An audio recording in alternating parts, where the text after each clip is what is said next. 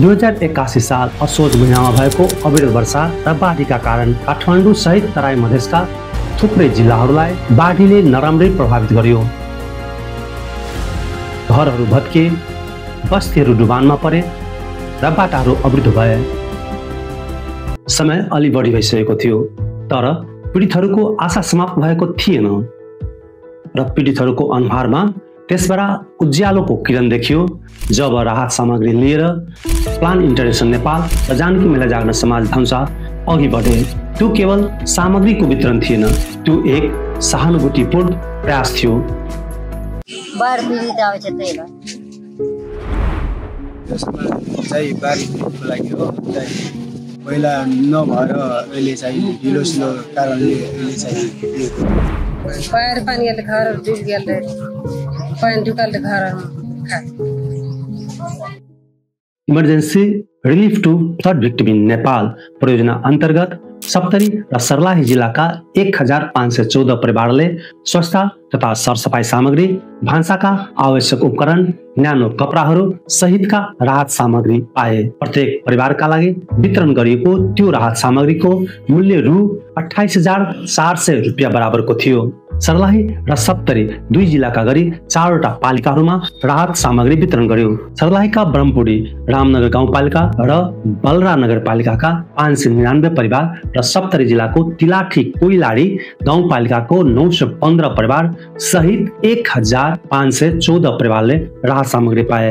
यो राहत वितरण कार्यक्रममा हामीले के गर्यौं भने पालिकासँग समन्वय गरेर उहाँहरूले नै वडा कार्यालयबाट भेरिफाई गरेर आएको बाढी प्रभावित भनेर प्रमाणित गरेर हामीलाई प्राप्त नामावलीलाई त्यही नामावलीलाई आधार मानेर हामी यहाँ चाहिँ राहत वितरण गर्दैछौँ र राहतमा चाहिँ करिब राहतका सामग्रीहरूमा करिब अब 28,497 मूल्य बराबरका सामग्रीहरू छन्, जसमा चाहिँ हाइजिन किट भनेर एउटा प्याकेज छ भने किचन किट भनेर अर्को प्याकेज छ, त्यसपछि विन्टराइजेसन किट भनेर अर्को प्याकेज छ। त्यसरी 3 किसिमका प्याकेजमा हामी सामग्री दिन्छौँ र अब हाइजिन किट अन्तर्गत स्वच्छता सामग्रीहरूमा चाहिँ तपाईँको महिनावारी स्वच्छतादेखि लिएर साबुन जस्ता सामग्रीहरू छन् भने विन्टराइजेसन किटमा चाहिँ अब प्रभावित परिवारहरूलाई चाहिँ जाडोमा न्यानो हुने किसिमका कपडा हैन, अनि त्यसपछि ब्ल्याङ्केट लगायत पन्ना जस्ता किसिमका सामग्रीहरू छन्, झुल जस्ता सामग्रीहरू छन् भने किचन किट अन्तर्गत चाहिँ अब दैनिक जीवनमा खानासाना बनाउनको लागि प्रयोग गरिने भाँडा बर्तन लगायतका सामग्रीहरू छन्। अनि स्वच्छ पानीको लागि चाहिँ हामीले अब त्यो पानी शुद्धिकरण गर्ने औषधिहरू पनि उपलब्ध गराएका छौँ।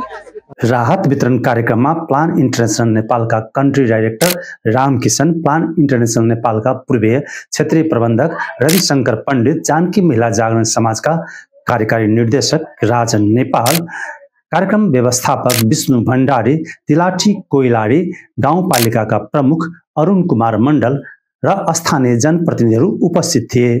उनीहरूको उपस्थिति केवल औपचारिकताका लागि मात्र थिएन, त्यो पीडितहरू प्रतिको एक बद्धता थियो।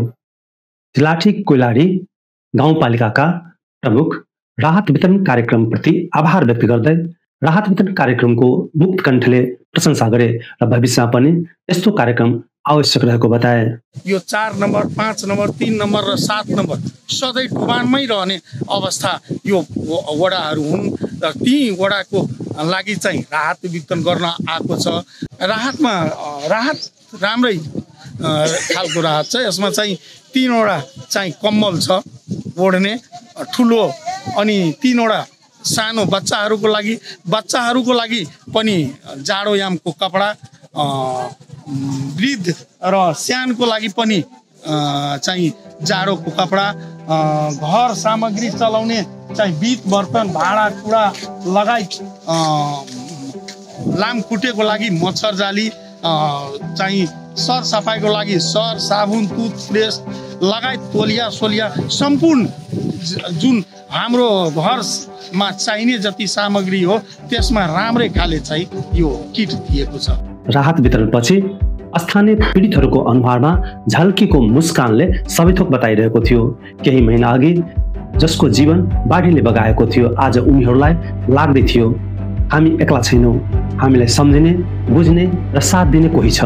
यो कार्यक्रमले के देखाएको छ कि जब सरकार, नागरिक संस्था र अन्तर्राष्ट्रिय संस्थाबीच साझेदारी हुन्छ, समन्वय हुन्छ, तब पीडामा परेकाहरूका लागि यथार्थमा परिवर्तन ल्याउन सकिन्छ। बाढीको कहरले धेरै जसो दाजुभाइ तथा दिदीबहिनीहरूको जीवनमा पीडा र कठिनाई थपिएको समय थियो।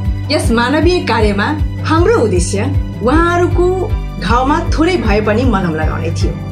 यस कार्यमा हामीहरूलाई सहयोग गर्नुहुने हाम्रा दात्री निकायहरू, हाम्रा सहयोगी हातहरू र स्थानीय सहयोग साथै स्वयंसेवकहरूको समर्पण बिना सम्भव हुने थिएन। जानकी महिला जागरण समाजको तर्फबाट उहाँहरू सम्पूर्णलाई हार्दिक आभार एवं धन्यवाद व्यक्त गर्दछु। नमस्कार।